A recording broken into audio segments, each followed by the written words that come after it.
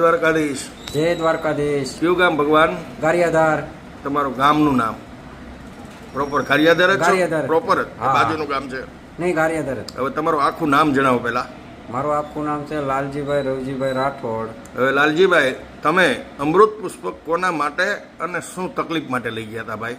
અમૃત પુષ્પા હું મારા માટે જ લઈ ગયો હતો, એલર્જી માટે. એલર્જી એટલે કઈ રીતની હતી ને કેટલા વર્ષ જૂની હતી? બહુ જૂની હતી, શું? શીકું બહુ આવતી મને. અને શું થયા કરતું? શીકું આવતી. પછી આમ કફ નીકળ્યા કરે, નાકમાંથી પાણી આ આવ્યા કરે. નાકમાં પાણી આવે એવું. અને ઈ કેટલા વર્ષ જૂની? લગભગ 10-12 વર્ષ. 10-12 ઘણા પ્રયોગો કરેલા હશે આની માટે, બરાબર? એલર્જીની ટીકડી અને લેતો. ત્યારે પરિસ્થિતિ શું થાય આમ શરીરમાં? આમ નબળાય આ તે એ ચીકુ બહુ આવવા માંડે. આમ ક્યાંય ગમે નહીં. નહીં આ બસ. અને આના માટે 10 વર્ષથી પ્રયોગો કર્યા કરતા હતા, હા. છતાં કોઈ ફેરફાર હતો નહીં. નહીં. ત્યાર પછી આપણે આ અમૃત પુષ્પની કેટલી બોટલનું સેવન કર્યું? એક જ.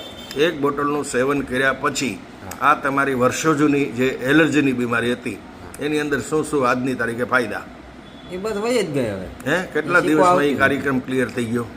એક બોટલ પૂરી કરી, મહિનાથી પૂરું એટલે કર્યું. શરૂઆતમાં બધું ઉખળી નીકળી ગયું. હા. અને ત્યાર પછી ક્યારેય આ વસ્તુ બની નહીં. નથી. આ શરૂઆતમાં 10-15 થી બહુ વધી હા, ગયું. એ બધું બહાર કાઢ્યું તમારું. એ તો હા. આપણે જે કીધું એ પ્રમાણે થાય.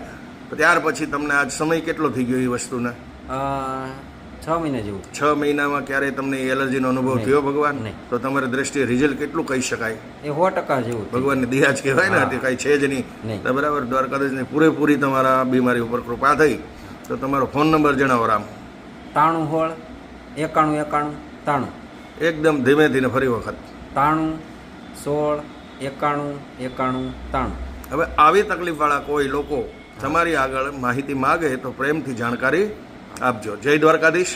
જય દ્વારકા. જય ગુરુ મહારાજ. જય ગુરુ મહારાજ. જય દાન મહારાજ. જય દાન મહારાજ. જય સિયારામ. જય સિયારામ.